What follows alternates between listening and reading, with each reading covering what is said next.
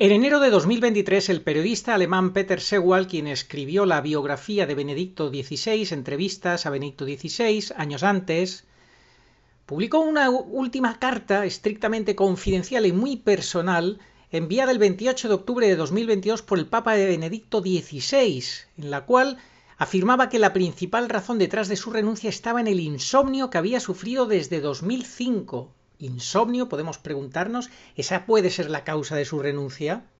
Pues fijémonos que el 10 de febrero de 2012, unos años antes, Il Fatto Quotidiano publicaba un documento titulado Mort Complot, una carta estrictamente confidencial en la que el cardenal Paolo Romeo, arzobispo de Palermo, en 2011 profetizaba la muerte del Papa Benedicto XVI en noviembre de 2012. Ojo al dato, ¿quién sabe por qué? Históricamente significativo, dice Andrea Cianci, en ese periodo solo habría elecciones estadounidenses. La carta de Mort Complot fue notificada al Papa Benedicto en enero de 2012. Pues bien, si nos vamos a octubre de 2022 con esa carta que le escribe Benedicto a Peter Sewall, que fue quien escribió, como decimos, últimas conversaciones con Benedicto en 2016, donde le había contado ya que el viaje a Cuba le había fatigado mucho en 2012, pero no le había dado las indicaciones que le da en esa carta de octubre de 2022, habríamos de preguntarnos ¿y por qué ahora sí le escribía esa carta tan confidencial y con ese contenido? ¿Por qué? Observemos aquí el 26 de marzo de 2012 a Benedicto XVI en el aeropuerto de México poco antes de salir de viaje para Santiago de Cuba, cuando todavía no había ocurrido el incidente con el exceso de opiáceos. Como podemos observar, su aspecto es muy saludable y no presenta ninguna anomalía de ningún tipo.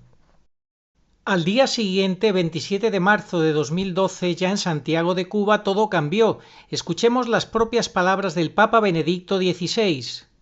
Debo haberme topado con el baño y caído, decía Benedicto a su llegada a Santiago de Cuba el 26 de marzo de 2012. Y la primera noche, la del día 26, ocurre el incidente. Sin embargo, no recuerda cómo se encontró a la mañana siguiente con el pañuelo lleno de sangre. Evidentemente, después de la caída volvió a la cama y a la mañana siguiente no recordaba nada de lo que pasó. Este es el punto clave. En definitiva, lo que ocurrió con el Papa Benedicto XVI fue que se le puso en un serio riesgo de ataque al corazón.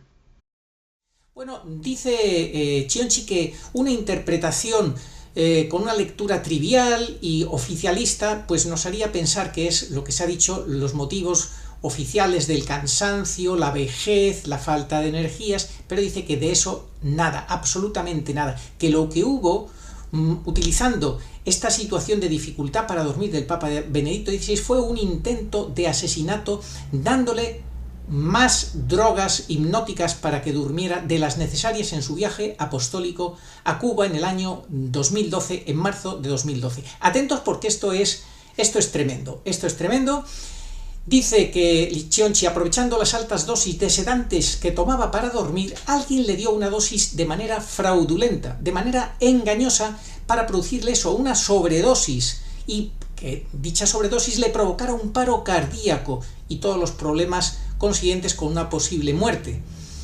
Vamos a contaros cómo desde noviembre del año 2023 Andrea Cianci presentó o depositó en el Vaticano 11.500 firmas, ni más ni menos, en la Secretaría de Estado para una petición dirigida a los cardenales que él considera válidos, auténticos, los nombrados antes de 2013, es decir, no válidos los nombrados por Bergoglio, por ejemplo, Tucho Fernández. De modo que, de acuerdo con las leyes de la Iglesia intervenida, dice Cianci, se trataba de proteger los derechos de la sede apostólica que han sido visiblemente pisoteados, dice él, al haber sede impedida por parte de Benedicto y elección abusiva de Bergoglio. Esta petición, dice Cianci, solo obtuvo una respuesta del secretario de Estado, Parolin, quien le escribió diciendo que tenía conocimiento de dicha investigación el 20 de noviembre del año 2023. Por tanto, dice Cianci que a partir de esa fecha la Iglesia oficialmente tiene conocimiento de este asunto, es decir, de que Bergoglio no es papa, es un antipapa, porque hubo sede impedida de Benedicto y el posterior cónclave fue nulo. Ciocci dice que pasaron los meses y que como no hizo nada el Vaticano, pues que ha tenido que presentar el pasado 6 de junio de este año 2024 una solicitud, ni más ni menos, fijaos, una solicitud ante el Tribunal Estatal de la Ciudad del Vaticano para que se reconozca la nulidad de la abdicación del Papa Benedicto XVI. Por tanto, que Bergoglio nunca ha sido realmente papa, porque si no abdicó válidamente, fue nula esa supuesta abdicación de Benedicto y realmente lo que hubo fue una simple declaración de sede impedida, Bergoglio nunca ha sido papa. Ya sabemos que de manera oficial el Vaticano tiene esa solicitud por parte ante el Tribunal Estatal de la Ciudad del Vaticano por parte de Andrea Ciocci. Dice Ciocci que despreciar esta solicitud por parte de Bergoglio y su Vaticano sería un auténtico suicidio. Abróchense los cinturones, empezamos. Andrea Ciocci presentó ante el Tribunal Vaticano una solicitud de reconocimiento de la nulidad de la abdicación de Benedicto XVI.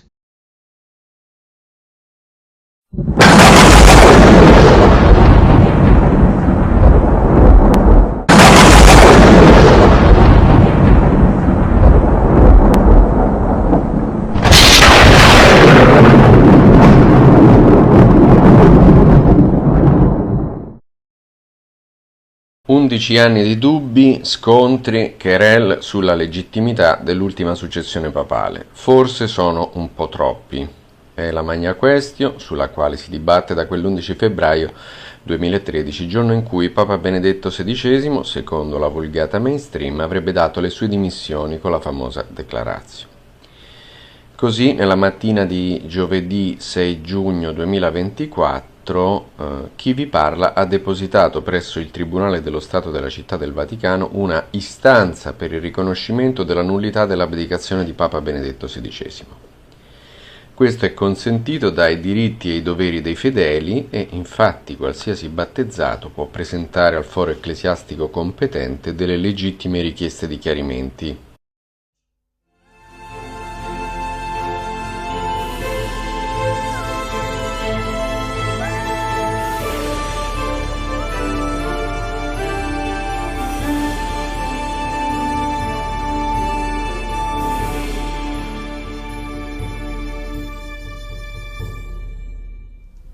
Muy buenas, saludos cordiales en Cristo y María y siempre bajo la custodia de San José. No es una petición que hace Andrea Ciocci tomada a la ligera, sino tras 4 años de intenso trabajo, estudio, con el asesoramiento de 5 abogados, 2 de ellos canonistas.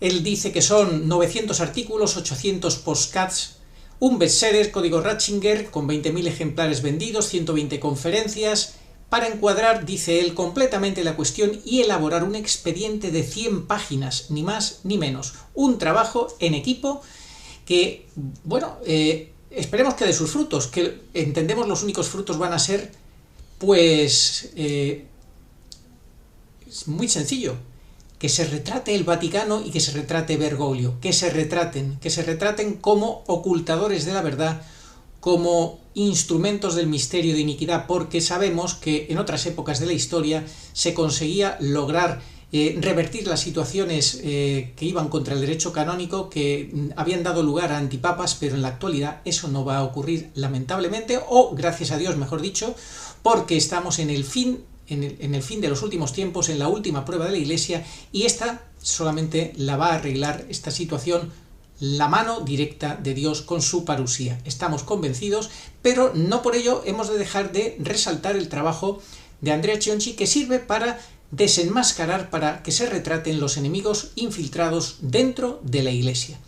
Él dice que desde el principio el profesor de Derecho Canónico, don Stefano Violi, en el número de febrero, fijaos, ahí está. En el número de febrero de 2013 de la Revista Teológica de Lugano, había objetado la falta de renuncia al munus petrino, exigida por el canon 332.2 sobre la abdicación del Papa. En el caso de que el romano pontífice renuncie a su munus, oficio, se requiere para su validez que la renuncia sea libremente hecha y debidamente manifestada. No se requiere que nadie la acepte. El munus es aquel oficio que Dios mismo confiere al Papa para que lo desempeñe con un servicio llamado ministerium. De una forma todavía mucho más simple y sencilla, Amparándose en el canon 189, parágrafo 3, el sacerdote don Francisco José Vergara decía que había sido por completo nula esa supuesta abdicación de Benedicto porque había sido diferida y en un plazo de tiempo, y eso, según ese canon, tiene que ser instantánea, al momento. Benedicto la difirió de una manera muy inteligente para que de diversas formas quedara absolutamente nula su declaración de supuesta abdicación al trono papal.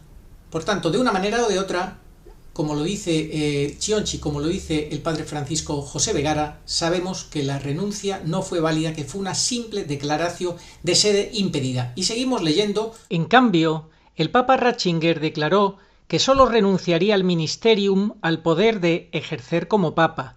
Este es el error sustancial de la declaración. Falta el objeto mismo al que el papa debía renunciar para una abdicación válida, es decir, el munus, y según el canon 188, una renuncia hecha de manera errónea es nula, lo que también confirma la Constitución Universi Dominici Gregis.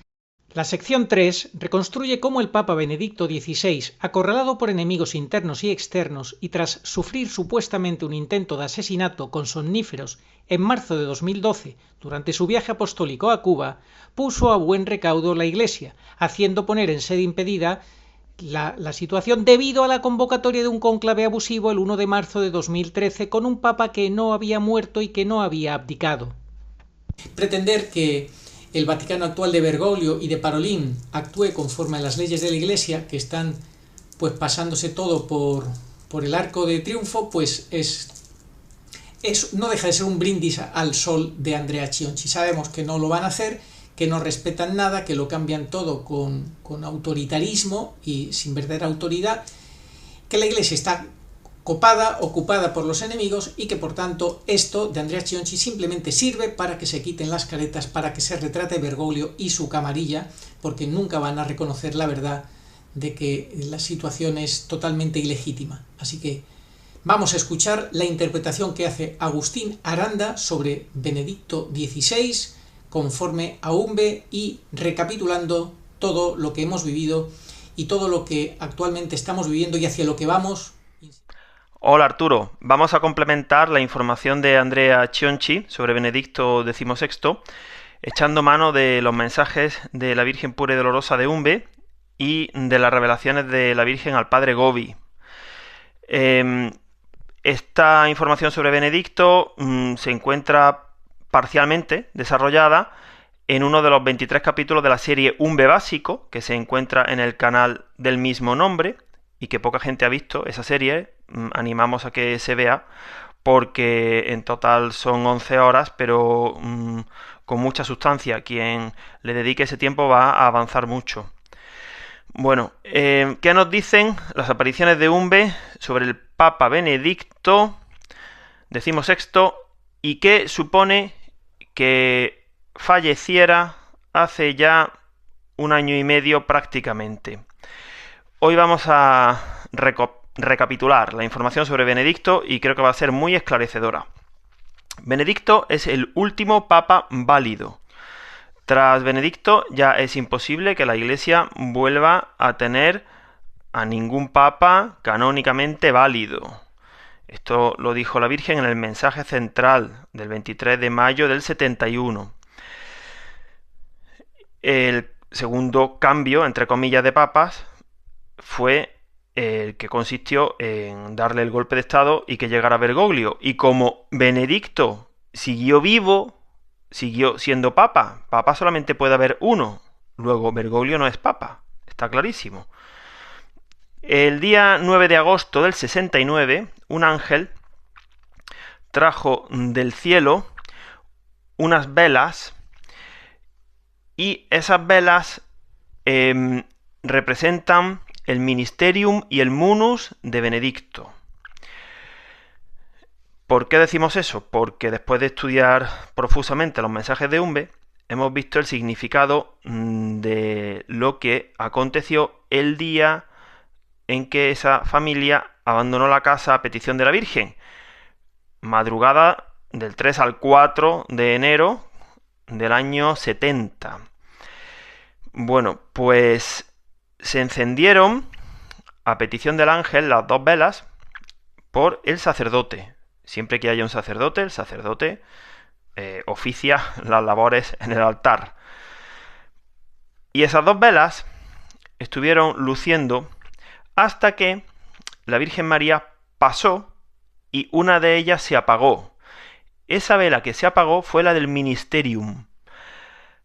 Y los fieles, esta familia, la volvió a encender y en una segunda fase estuvo luciendo la vela del Ministerium en sufrimiento y agonía a la espera de que la otra vela, la del Munus, que siempre retuvo Benedicto, se consumiera. Y cuando esa vela del Munus llegó a su consunción, entonces la vela del Ministerium, que estaba luciendo en sufrimiento y agonía, también se extinguió. Benedicto desarrolló su Ministerium de otra forma, porque estaba en sede impedida. Así que esas 2 velas celestiales nos dan muchísima información. Y, como hemos dicho tantas veces, las fechas sin umbe son muy relevantes, aportan mucha información. Ese velatorio tuvo lugar un 4 de enero. 53 años después se produjo el verdadero velatorio de Benedicto, el 4 de enero del año 23, y fue sepultado el día 5 de enero en un ambiente de niebla, la niebla de Umbe, con la cúpula de la Basílica de San Pedro oculta tras la niebla, señal de que la iglesia se había quedado descabezada, sin papa. Bueno, ya sabemos que por el Código de Derecho Canónico de 1983, para que un papa renuncie válidamente, tiene que renunciar al munus, cosa que jamás hizo Benedicto. En el mensaje central del 23 de mayo, ese cambio supone la llegada al vértice de la Iglesia, obviamente, si están cambiando de papa, ese es el vértice, de un papa a quien la Virgen define como injusto, y del cual en Umbe no hay el menor indicio de que se vaya a arrepentir ni a salvar, no lo hay.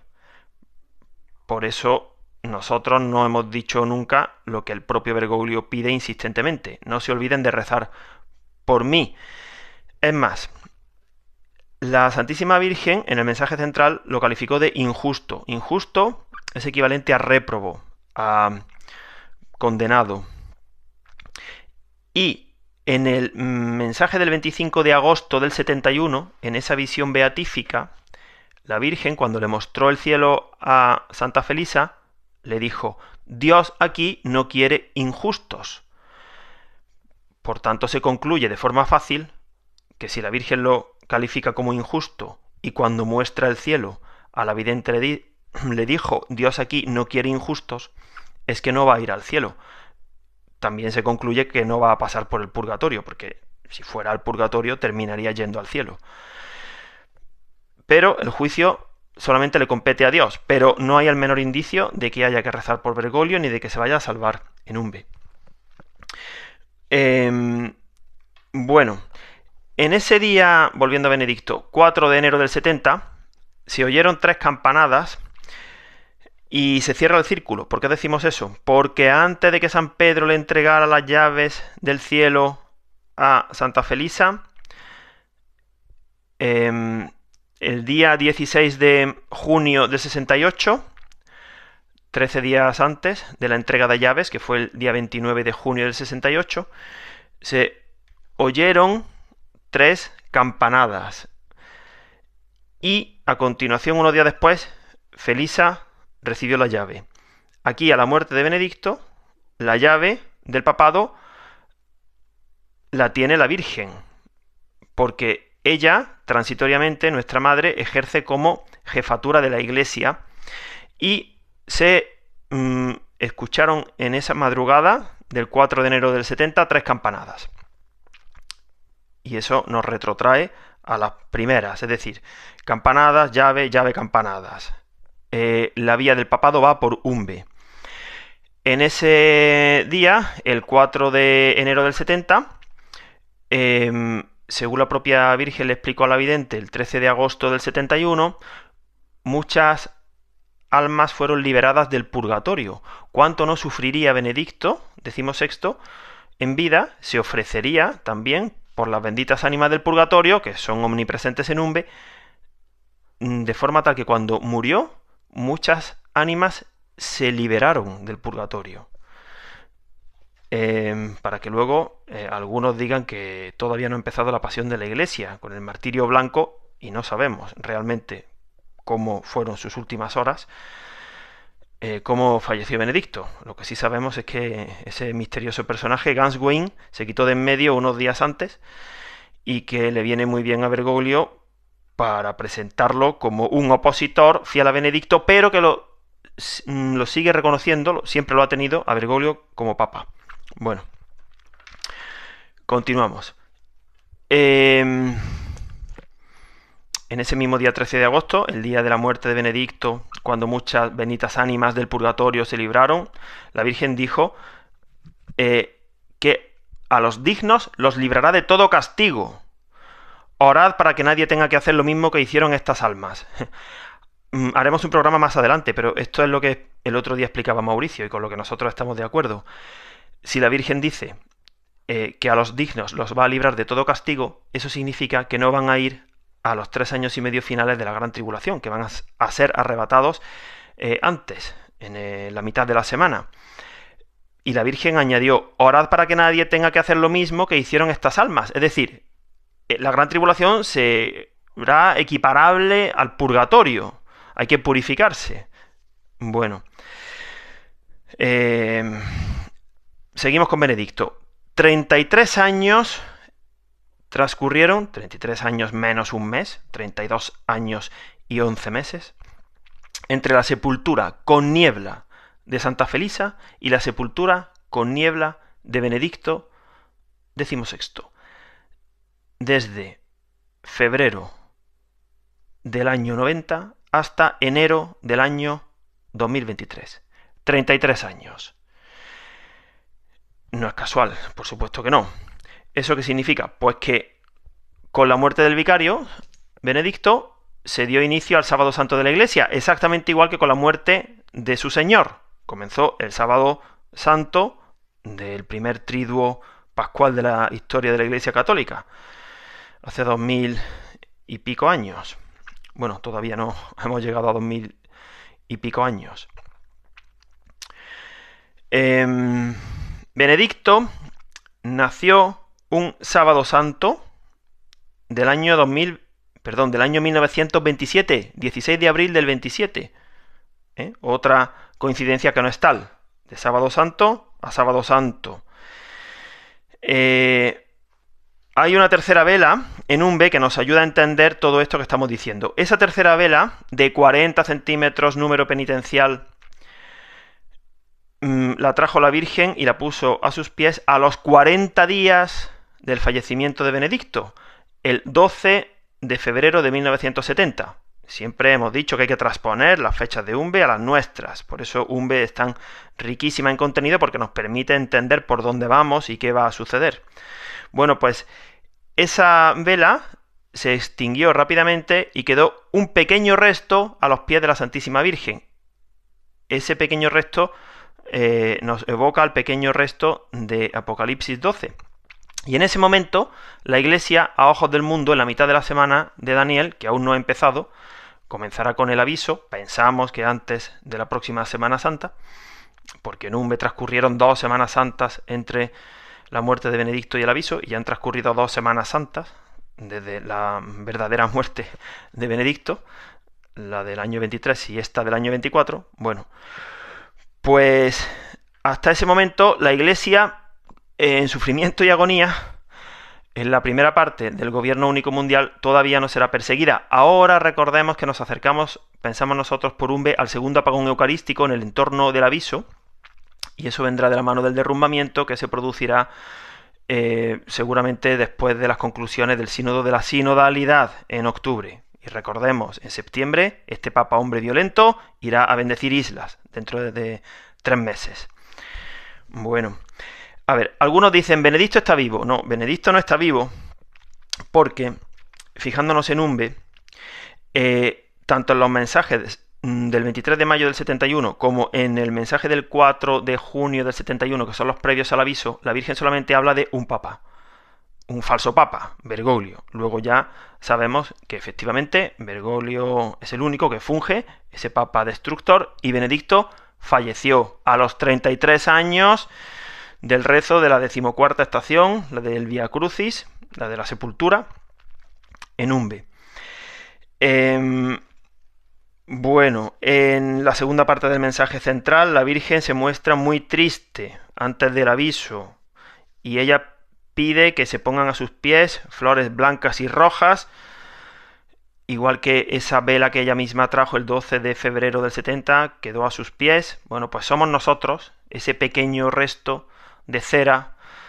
La iglesia es representada por esa tercera vela que tenía la Santísima Virgen a los 40 días de la consunción de las dos velas celestiales del Ministerium y el Munus, y nosotros pues somos esas flores blancas y rojas, martirio blanco, martirio rojo, místico, de sangre, exactamente igual que pasó en la primera pasión. San Juan, el Hijo, pasó su martirio místico acompañando a la Santísima Virgen María, y el resto de apóstoles su martirio de sangre. Bueno, pues la Virgen pide que esas flores se le acerquen, porque ella pues se goza con la compañía de sus hijos. Bueno, terminamos con Benedicto. Vamos a dar unos apuntes creo que muy interesantes sobre Bergoglio. Una pregunta que todo el mundo se hace: ¿es Bergoglio el falso profeta o no? Bueno, hago un inciso. Todo el mundo se hace esa pregunta si está buscando la verdad. Los oficialistas no se preguntan nada. Bueno, a la pregunta, ¿es Bergoglio el falso profeta? ¿Sí o no? Nosotros, mirando los mensajes de Umbe, respondemos que probablemente no. ¿Por qué? Porque la Santísima Virgen en el mensaje previo al aviso, el del 4 de junio del 71, dijo de Bergoglio, porque ahí no hay la menor duda de que se refiere a Bergoglio, bueno, esto está más que explicado, que Bergoglio no se aparecerá a nadie después de muerto. Entonces nosotros preferimos tomar el sentido literal, es decir, Bergoglio va a morir, y si Bergoglio va a morir, entonces ya no será el falso profeta, porque el falso profeta será arrojado vivo. Y si la Virgen se refiere a que Bergoglio será arrojado vivo en el caso de que sea el falso profeta, como a su muerte, que eso sería el equivalente a la segunda muerte de los réprobos en el juicio final, y en ese caso Bergoglio ni siquiera comparecerá en el juicio final, bueno, pudiera ser, pero nosotros nos quedamos con la primera explicación, y es que lo más probable es que Bergoglio no sea el falso profeta. El falso profeta seguramente será un obispo, y para mayor confusión puede que haya sido consagrado obispo en tiempos de Benedicto. ¿Y Bergoglio hasta cuándo va a durar? Bueno, pues seguramente como mínimo hasta el milagro, viendo los mensajes de Umbe, porque en el mensaje en el que la Virgen habla del milagro se vuelve a referir a Bergoglio.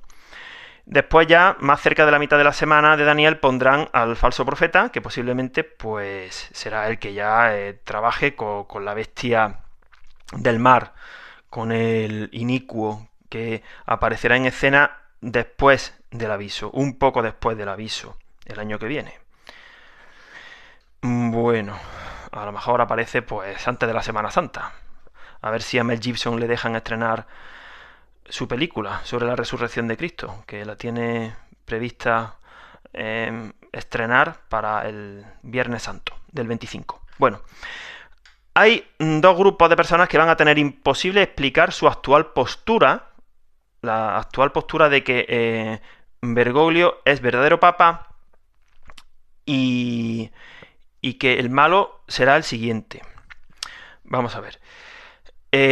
¿Por qué? ¿Por qué dicen eso? Bueno, para no meterse en problemas, para no desdecirse.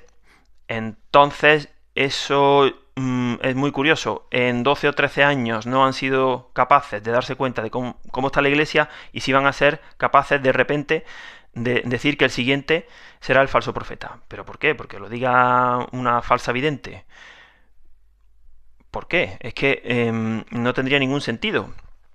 Además, si creemos en los mensajes de la Virgen de Umbe y Satanás ha llegado al vértice de la Iglesia, y es Bergoglio, está clarísimo, porque coincide con lo que la Virgen le dijo también al padre Gobi, de ahí ya no puede haber más papas. Entonces, el siguiente no va a ser papa. ¿Por qué lo digo? Porque hay algunas personas versadas en escatología, como Antonio Yagüe o como Javier Reyes Airal, que dicen que solamente el papa puede acabar con la Eucaristía y que cuando eso suceda, entonces ya dejará de ser papa. Bueno, esto es una inconsistencia tremenda, porque en ningún sitio de la Escritura viene que el falso profeta sea un verdadero vicario de Cristo que se ha tornado en falso profeta. No, el Señor fundó la iglesia sobre Pedro, y el falso profeta estará al servicio de Satanás. No puede ser papa. Entonces, no digan ustedes que eso lo puede hacer un verdadero papa. Además, sería hereje. Y bueno, está clarísimo que si hiciera eso, a ojos del mundo, sí sería papa, pero realmente no es papa. El falso profeta no es papa, no puede ser papa verdadero, puede ser falso. Entonces, por eso decimos, nosotros estamos blindados con la Virgen de Umbe. Puede ser Bergoglio o puede que no lo sea. Luego hay otros que dicen que ya Bergoglio es el falso profeta. Eso sería otra variante que cree en otros videntes. Bueno, ¿y qué van a hacer si Bergoglio muere? Entonces ya no es el falso profeta. En fin, nosotros no es que seamos más listos, sino que como creemos en los mensajes de la Virgen pura y dolorosa de Umbe, por eso tenemos más consistencia, seguimos un camino sin desviarnos, sin estar a la caza de la última noticia y dándole prioridad a lo que de verdad importa, que son las palabras de la Sagrada Escritura y las de la Virgen, y contrastarlas con los hechos objetivos que estamos viendo, y por eso vemos que coinciden y ahora es el momento. Bueno, todos estos que están errados sobre la figura de Bergoglio y sobre el falso profeta y sobre la abolición del sacrificio perpetuo tienen en común que no creen en los mensajes de la Virgen de Umbe. Eso tienen en común, no creen, a pesar de que han recibido el libro, pero les da igual. Ellos le dan más importancia a otros libros, empezando por los suyos propios. Que no digo yo que no contengan información valiosa, pero es que a estas alturas quien tenga a Bergoglio por papa pues está bastante perdido y está causando confusión. Bueno, y Umbe terminó sus mensajes, el último fue el 2 de mayo del 89, y la Santísima Virgen María, 4 días después, el 6 de mayo del 89, le explicó al padre Stefano Gobi el Apocalipsis. Se lo terminó de explicar a finales del año 89, a continuación prácticamente falleció Felisa y comenzó la treintena. La segunda treintena, que terminó cuando se produjo el primer apagón eucarístico, en la Semana Santa del año 2020. Entonces, parece que la Virgen, una vez que terminó de explicar el Apocalipsis en Umbe, pues empezó a explicárselo al padre Gobi. Entonces, bueno, ¿qué tenemos que decir? Pues que el día de San Antonio del 89, la Virgen le dijo al padre Stefano Gobi, libro aprobado por el Vaticano, que Satanás llegaría al vértice de la Iglesia. A ver, señores que hablan de escatología, señor Zavala, don Antonio Yagüe, Reyes Airal, ¿eso para cuándo lo van a dejar ustedes? A mí que no me toque, ya ha llegado, si lo ha dicho la Virgen. Lo que pasa es que a lo mejor Bergoglio no es el falso profeta, pero eso no significa que Satanás no haya tomado ya posesión de la cátedra de Pedro con un destructor, porque eso sí es seguro, que Bergoglio es el destructor. Bueno, vamos a analizar un par de mensajes. Me he quedado muy confirmado al ver que el día 15 de septiembre de 1989, el día de la Virgen de los Dolores, la Virgen le dio al padre Stefano Gobi un mensaje que tiene bastante que ver con el mensaje central de Umbe. Tiene muchísimo que ver. Vamos a leer un fragmento. Fátima, Portugal, 15 de septiembre de 1989, fiesta de la Virgen Dolorosa. Grande es mi dolor. Participad, hijos míos, predilectos de mi dolor. Soy vuestra madre dolorosa. Voy a abreviar porque no tenemos tiempo de leerlo todo. Ya ha descendido sobre el mundo una densa tiniebla, como la niebla del mensaje central de Umbe, que empieza: por todos mis hijos, mis ansias y dolores no tienen fin. Grande falta de fe en la tierra, y termina con el Papa injusto, es decir, con Bergoglio. Y en medio, el aviso que para muchos será un castigo. ¿Qué más dijo la Virgen el 15 de septiembre? Grande es mi dolor al ver a mi Papa que sucumbe bajo el peso de una cruz pesadísima, mientras se ve circundado por la completa indiferencia de parte de obispos, sacerdotes y fieles. Y más adelante, dijo la Virgen: si supierais el castigo que os espera, si seguís cerrando las puertas de vuestros corazones a la voz angustiada de vuestra Madre Celeste. Es que el Observatorio para la Demolición de los Fenómenos Místicos de las Apariciones Marianas, el Comité Anti-Umbe, que no terminó de arrancar con Stefano Zekin, y ahora ya Bergoglio, en el pasado mes de mayo, ya ha publicado unas normas para solamente él poder aprobar las apariciones de la Virgen. Pues este observatorio dijo que cualquier mensaje de la Virgen que hablara de castigos era falso. Pero sí, al padre Stefano Gobi se lo dijo, bueno, y en muchos más sitios.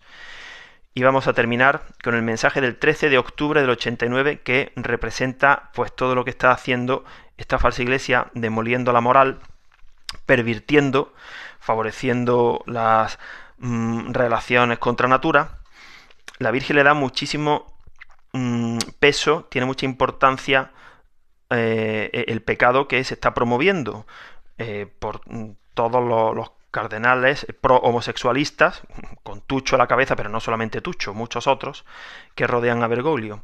Y Bergoglio cada 2x3 está chapoteando en esas aguas pantanosas, aunque luego se desdiga, como hizo con Fiducia Supplicans. Un día antes cayó un rayo y fulminó la llave en San Nicolás de los Arroyos, en Argentina, la llave de San Pedro.